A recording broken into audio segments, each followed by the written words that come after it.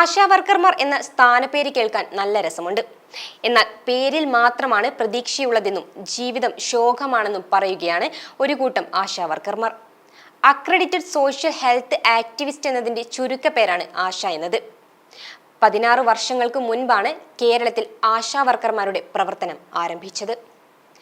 NHMന്റെ നിർദ്ദേശപ്രകാരമാണ് പദ്ധതിക്ക് രൂപം നൽകിയത്. ഒരു ജോലിയല്ല, പല ജോലികളാണ് ഇവർ ചെയ്യുന്നത്. 24 മണിക്കൂറും മനസ്സുകൊണ്ട് കർമ്മനിരതരായവർ. തുച്ഛമായ വേതനത്തിൽ ഭാരിച്ച ഉത്തരവാദിത്തങ്ങൾ നിറവേറ്റേണ്ടി വരുന്ന അവർക്ക് വേണ്ടത്ര പരിഗണന അധികൃതരുടെ ഭാഗത്തു നിന്ന് ഉണ്ടാകുന്നില്ലെന്നതാണ് വാസ്തവം.